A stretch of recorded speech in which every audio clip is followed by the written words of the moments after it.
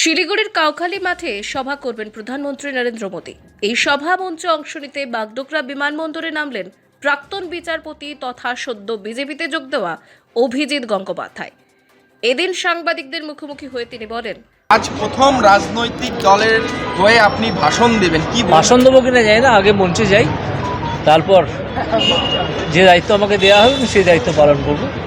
রাজ্যের আইন শৃঙ্খলা নিয়ে কি বলবেন? সাংঘাতিক খারাপ অবস্থা, এই রাজ্যে কোনো আইন শৃঙ্খলা নেই। পুলিশ দেখছেন সাধারণ মানুষকে কীভাবে হ্যারাস করছে এবং সেটা ওপর মহলের নির্দেশে করছে। সাংবাদিকদের কীভাবে হ্যারাস করছে সেটা ওপর মহলের নির্দেশে করছে। এটাকে কি আইন শৃঙ্খলা বলে?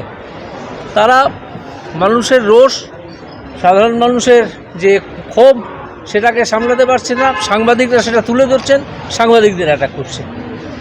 এটা চূড়ান্ত অগণতান্ত্রিক অবস্থা, এটা আর বেশি দিন চলতে পারে না।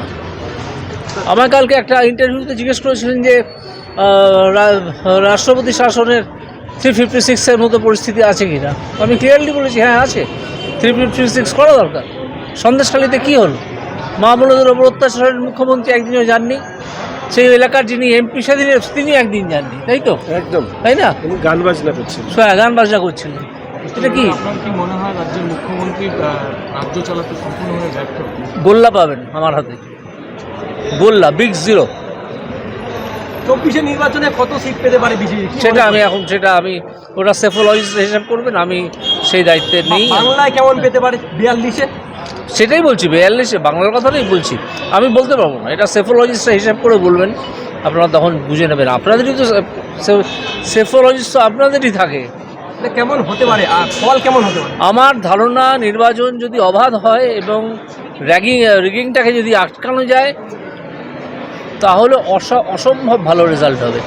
তৃণমূল এমনকি মুছেও যেতে পারে। তমলুকে আপনার নামে তমলুকে আমি জানাচ্ছি কিনা এখনও তা ঠিক নেই। যখন আমার দল আমাকে বলবে যে এই জায়গায় গিয়ে তোমায় দাঁড়াতে হবে বা তোমায় দাঁড়াতে হবে না, তুমি অন্য কাজ করো, যা বলবে সেই অনুযায়ী কাজ করো।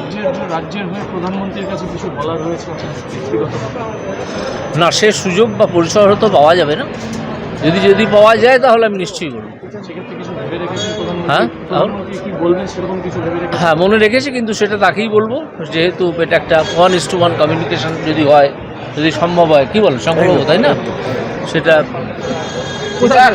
উত্তরবঙ্গ আগাগোড়ায় বঞ্চিত হচ্ছে বিভিন্ন দিক থেকে। হ্যাঁ, তো উত্তরবঙ্গকে নিয়ে কি আপনি বিশেষ কিছু ভাববেন? নিশ্চয়ই, উত্তরবঙ্গের অনেক উন্নয়নের বাকি আছে, অনেক। আশ্চর্যের কথা জানেন, আমি লাস্ট যখন সার্কিট বেঞ্চে এসেছিলাম আমি দেখেছিলাম একটা এতে আমার কাছে একটা মামলা এলো, তাদের ওখানে কোনোদিন জল ছিল না। জল ছিল, হ্যাঁ, শেবদুল্লা গ্রাম। আমি অর্ডার করে একেবারে বাধ্য করেছিলাম জল দিতে, এবং 30শে জানুয়ারির মধ্যে জল এসে গেছে সেখানে। কোর্টকে বাধ্য করতে হবে কেন? এটা তো প্রশাসনের কাজ। শেবদুল্লার মতো অনেক গ্রাম এখানে রয়েছে, তারা কিন্তু জল পাচ্ছে না। কেন পাবে না? আমার প্রশ্ন তো সেটাই। তাহলে মুখ্যমন্ত্রী গোল্লা পাবেন না তার দপ্তরকে দিয়ে কাজ করো, তার সরকারকে দিয়ে কাজ না করতে করাতে পারার জন্যে?